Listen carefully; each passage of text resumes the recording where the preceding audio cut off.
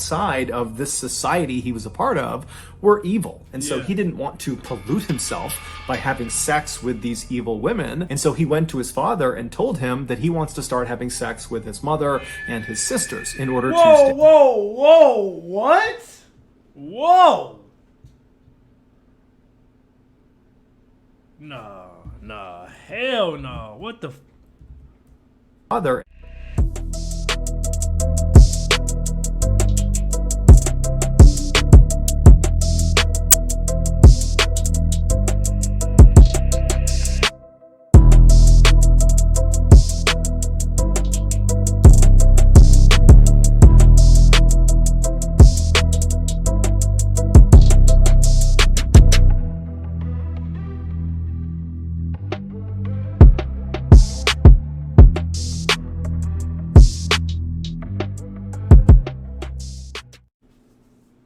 I know, gang. I know y'all probably pissed at me right now because, you know, I've been slacking on the reactions. I have, bro. But y'all know the second that we seen a Mr.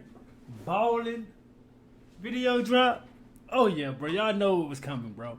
Shouts out to the homie Mr. Ballen. Shouts out to y'all for tuning in to this banger. I'm pretty sure it's going to be a banger, bro, because the last video we did, boy, please go check that video out from Mr. Ballen, bro. That video was horrific, bro. If you guys got weak stomachs, bro, like just don't watch it. And from the signs of this video right here, I mean, it might be the same way. Like, we about to definitely check this out, man. Again, like, shouts out to Mr. Ballen, man. But tonight he dropped a new video for us. It's called The Most Terrifying Family like you'll never heard of. So like, share, comment, and subscribe. Let's get into it, man, because I know there's some crazy families out there in the world, bro. You wouldn't even believe like half of the stories that I've heard with some of these families. But we're gonna go ahead and get into this. Like, share, comment, subscribe. Like, if you guys like scary videos, like scary stories, you know what I'm saying? Like, tune in with me every night, man, because we drop one of these every night at 11 p.m., man. So hit that subscribe button, hit that bell. Enough of me talking, bro. Let's get into it, yo. Let's rock. Today's story is about a lesser well-known cult and their heinous ritual that they admitted to performing. This episode is extremely graphic and very... Oh, man, like these cults. Oh, yeah, bro.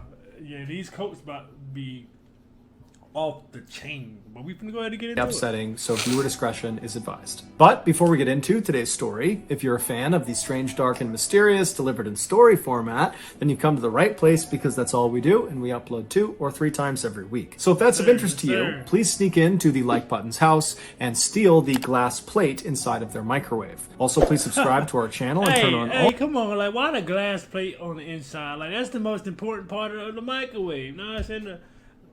I mean, for it to be spinning, like, yeah, bro. That's savage mode right there. That's savage. And steal the glass plate inside of their microwave. Also, please subscribe to our channel and turn on all notifications so you don't miss any of our weekly uploads. All right, let's get into today's story.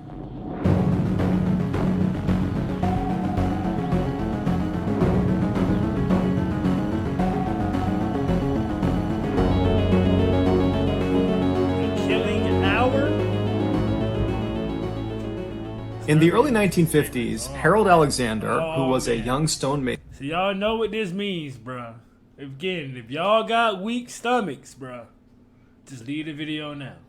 Let's leave the video now. It's gonna get graphic. Let's go. In the early 1950s, Harold Alexander, who was a young stonemason living in Hamburg, Germany, came in contact with an old man named George Reel. George was the leader of a small religious group called the Lorba Society. This group, which never had a large membership at any point in their short history, was rooted in the Christian faith, but their views were far more extreme than the average Christian congregation. For example, many Christians believe in the concept of self-denial, which in layman's terms terms means to deny oneself some personal human pleasures, like certain sexual practices or the overindulgence of food or drinking, and all of this is done to gain favor with God. But George and the other members of the Lorba Society took this concept of self-denial to the extreme.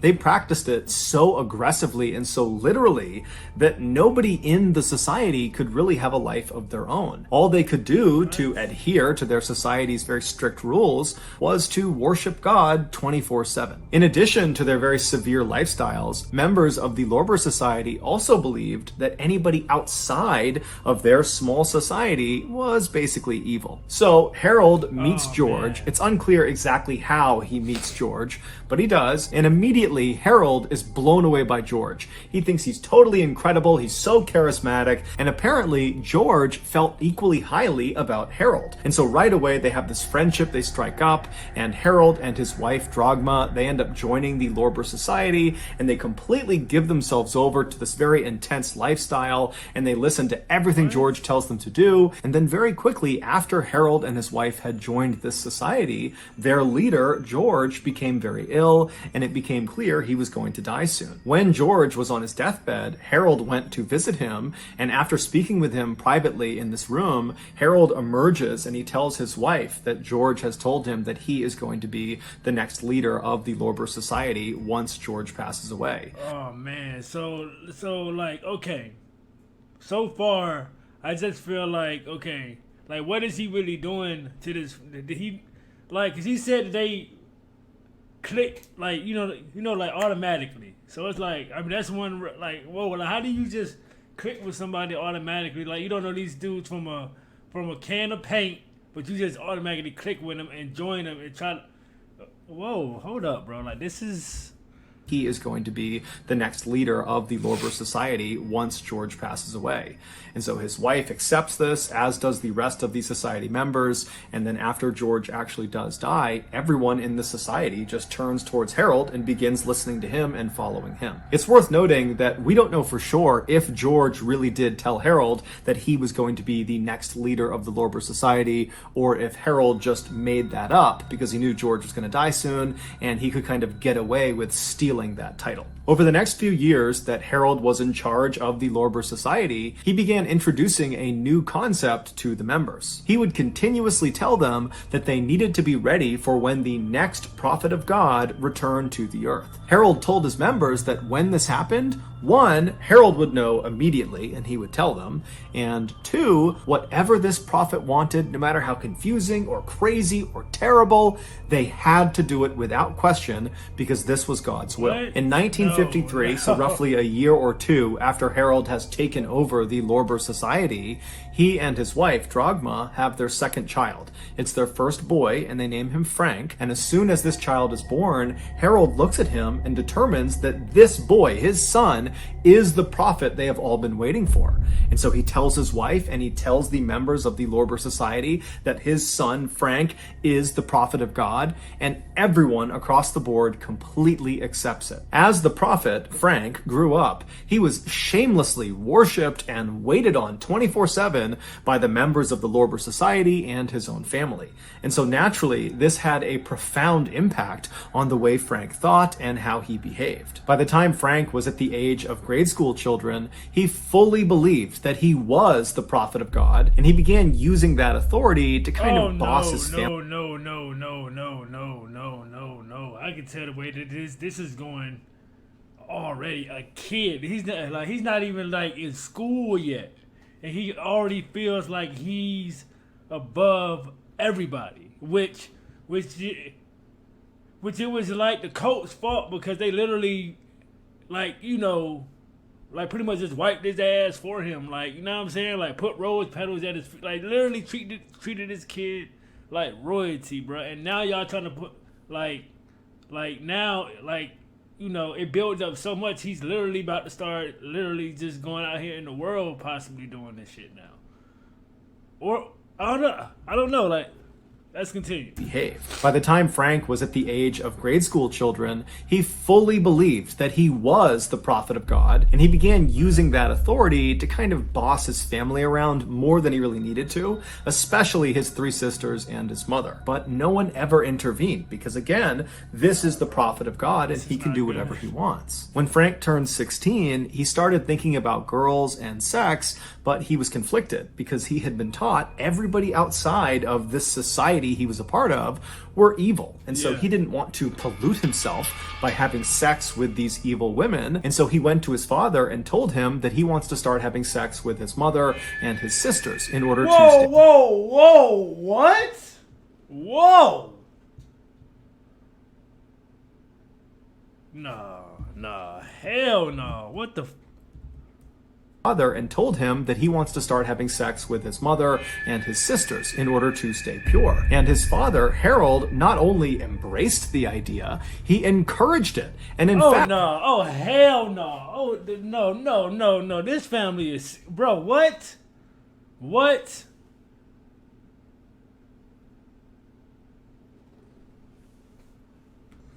Father, Harold, not only embraced the idea, he encouraged it. And in fact, he would often join in with his son during the sexual intercourse. As for the 4 Alexander women, they completely accepted their new roles as sexual objects because they believed by doing whatever Frank the prophet wanted, they were serving God. Eventually, one of the sisters began talking to some of her very few friends at school about how she was kind of jealous of her other sisters for all the attention they were getting from Frank.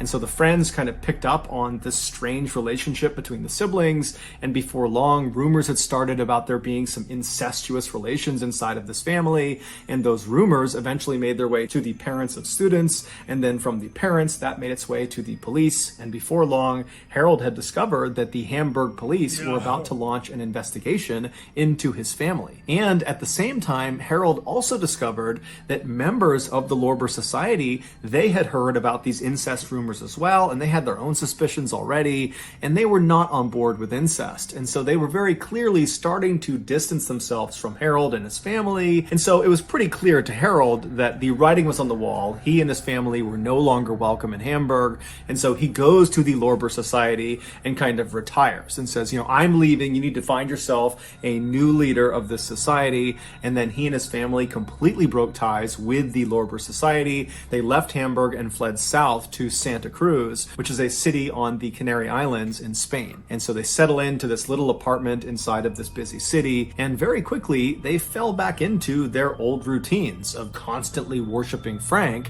the prophet of God, despite the fact that they were no longer affiliated with the Lorba Society. And so their actions were now being driven by their own personal belief system. 10 months later, on December 22nd, 1970, a wealthy doctor named Walter Trankler was at his villa, which was located not far from where the Alexanders lived, when he heard a knock at his front door.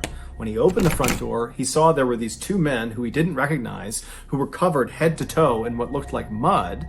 And at first, he was totally taken aback by their appearance and almost wanted to just shut the door. But in order to be polite, he kept the door slightly open and said, hey, how can I help you guys?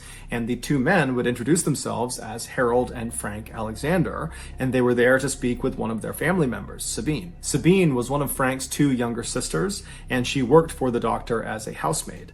And so the doctor, he didn't know any of Sabine's family members, so he just kind of took their request at face value and said, hold on, let me go get her. And so he leaves the front door, he goes into the kitchen, and he finds Sabine, this 15-year-old girl, and he tells her that your father and your brother are waiting for you outside. They want to talk to you. And so Sabine, without saying a word, puts her knife and the food down. She walks out of the kitchen with the doctor, and as they're walking towards the front door, the doctor stops about 10 or 15 feet away from the front door to kind of allow Sabine to walk up and have a semi-private conversation with her relatives, although they're still inside of his house, so he didn't want to go too far. And so the doctor is standing maybe 15 feet away, wondering if he should just turn around or maybe just go into the other room to let them speak, when he overhears the father, Harold, say something truly horrific to his daughter. It was so shocking that the doctor stopped what he was doing, turned, and looked directly at Sabine to see how she was going to react to what she just heard. But to the doctor's absolute shock, Sabine didn't break down and start crying or start screaming out in pain or anguish. Instead, she reached out and grabbed her father's father's muddy hand and pressed it to her cheek and said, "I'm sure you did what was necessary." And then the two embraced. The doctor stood there totally shocked, staring at these people, wondering what the heck they're doing. Why are they here? What are they talking about? Is this really happening? And then he just kind of blurts out, "Hey, I'll be right back. Stay right there." And then the doctor turned around and darted out of the front hall into another room where he barricaded himself inside, and then he called the police. When the police showed up just a few minutes later, they rolled into the front lot and they saw Harold, Frank, and Sabine were still just casually standing in the front doorway of the doctor's villa, seemingly not really trying to go anywhere or do anything. And so the police get out of their car, they walk up to the trio and they say, "You know, what's going on? What are you doing here?" And Harold very calmly and casually tells one of the officers the same horrible thing that the doctor overheard him saying to Sabine. What did he Except say? this time, Harold specified to the officers where this horrible thing took place. He said it happened inside of their apartment. The police were Bro, what y'all think it is? Like they're covered in mud. You know what I'm saying? I feel like they probably did some crazy shit, like killed like their mom or like one of their sisters or something, bro. Like I feel like it's about to be something like that, bro. I got a feeling, bro, cause this family is something. Like there's something. Let's go. where this horrible thing took place. He said it happened inside of their apartment. The police were shocked at Harold's candidness and the fact that his two kids were standing right next to him and they're hearing what their father is saying. They too are just totally detached and very calm, as if nothing their father is saying is having any effect on them. It's just totally business as usual. And so the police asked Harold to repeat the story a few times to make sure they were hearing him correctly, and then they just arrested Harold and his two kids. After the three Alexanders were brought to the police station, 3 other police officers were sent over to the Alexanders' apartment in Santa Cruz to see if what Harold had said was actually true. And when these officers opened the front door to that apartment, they immediately could tell it was all true. The following is the story of what happened inside of that apartment based on the testimony given by Frank and Harold. On December 21st, 1970, so that's one day before Frank and Harold arrived on the doorstep of the doctor's villa, the father and son were home in their apartment with the mother, Dragma, as well as 2 of the 3 sisters. It was 18-year-old Marina and 15-year-old Petra. The other sister, Sabine, she was over at the doctor's villa. She was staying with him for a couple of days while she worked there. At some point that afternoon, Dragma and Harold left the living room and went into one of the bedrooms to lie down and take a nap.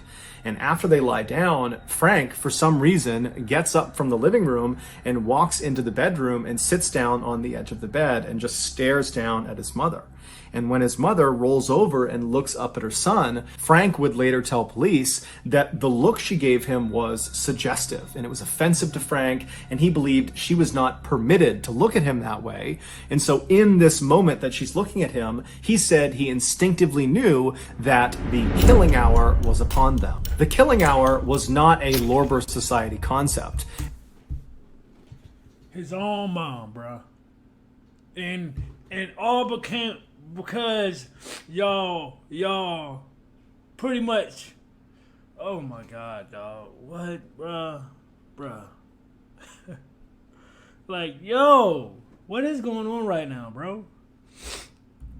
Killing hour was upon them. The killing hour was not a Lorba Society concept. It was something that Frank and most likely Harold had come up with, and the rest of the family, the mother and the 3 sisters, had totally accepted. According to Frank and Harold, women were impure, and the only way to purify them, i.e. send them to heaven and not hell, was to murder them. And so it was just fundamentally understood in the Alexander household that at some point Frank was going to declare that the killing hour was upon them, and when that happened, all the women in the household were told to stop what they were doing and wait for Frank to sacrifice them. Meaning, wait for Frank to ritualistically kill them. So after Bro, this can't be. There's no way this is a real story, bro. What?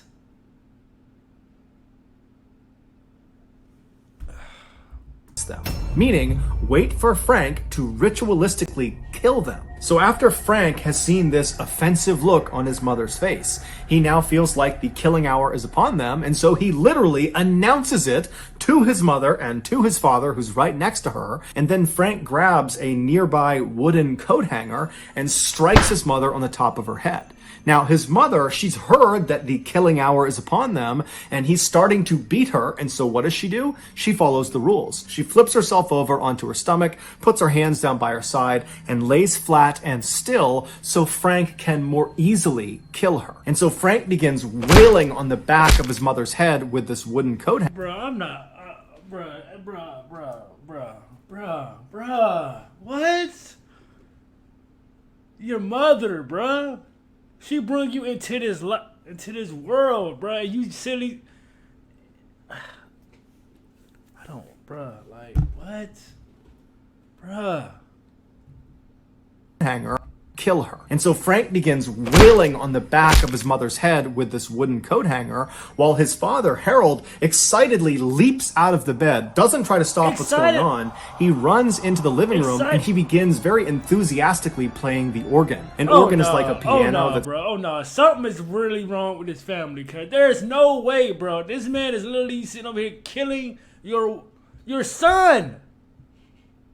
Is killing your wife, and you're sitting here happy, running around to go play a damn piano, organ, whatever the fuck.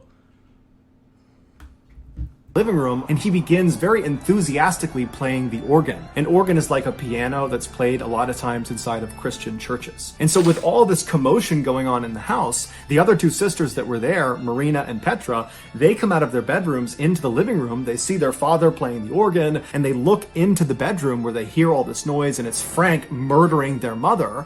And they're looking at this happening. They're not doing anything. They're just staring at it. And then their father says to them, "The killing hour is upon us. You need to get ready." And so the girls, when they hear this, they know the rules, and so they stop watching this attack, and they make their way over to the center of the living room, and they sit down cross-legged, and they begin to patiently wait their turn. After a while, Frank stopped beating his mother, who was now unconscious, or perhaps even dead, and he walked out of the bedroom into the living room, where he saw his father on the organ, and he saw his two sisters sitting on the ground. And so without any hesitation, he walks over to Marina, the older one, the 18-year-old, and he begins hitting her on the top of the head until she slouches over onto the ground motionless.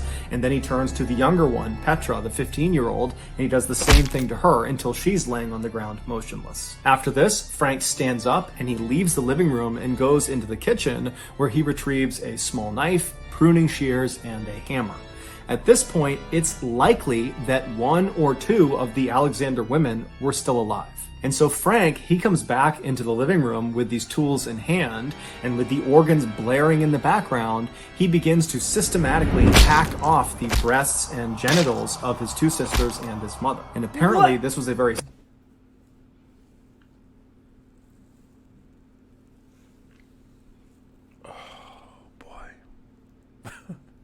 Yo, how do Mr. Ballen be coming up with these videos, bruh? Like, this is horrific. Oh my lord, bruh. And with the organs blaring in the background, he begins to systematically hack off the breasts and genitals of his two sisters and his mother. And apparently this was a very slow and physically difficult task, and so he and his father Harold began switching off. One person would be on the organs while the other was mutilating, and they would switch back and forth until all of the offending parts on these three women had been removed and nailed to the wall. The last mutilation, this nailed to the wall, father and son committed, was to cut the heart out of the mother, Dragma, and they wrapped it up. Alright, bro, I'm done, bro. I'm done, bro. What? I'm done, bro. I can't,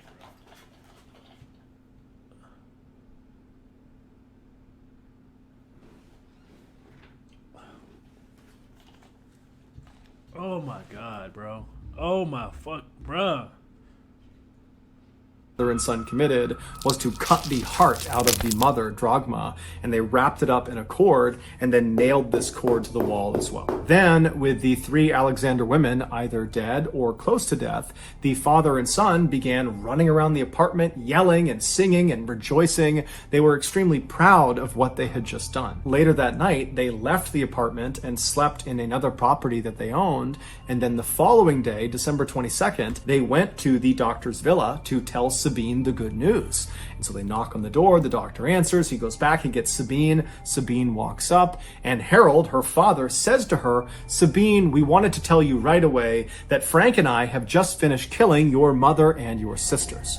To which Sabine walks up to him, takes her father's hand, presses it to her cheek, and says, "I'm sure you did what was necessary." This, of course, is what the doctor saw and overheard that was so horrible and prompted him to call the police. It was also the moment when he realized that was not mud all over these 2 men. That was their family members' blood. Psychiatrists would ultimately determine that Frank and Harold were not mentally fit to stand trial, and so they were both committed to an asylum for the criminally insane. Both men never showed any remorse or regret about what they had done. In fact, they continued to justify their actions by saying, because of them, these 3 women got to go to heaven. As for the one surviving daughter, Sabine, she pleaded with authorities to let her go live with her brother and her father in this asylum, but they rejected this request and sent her to live in a convent, which is a building that nuns live in, and no one really knows what happened to her after that. Shockingly, in 1990, so roughly 20 years after Frank and Harold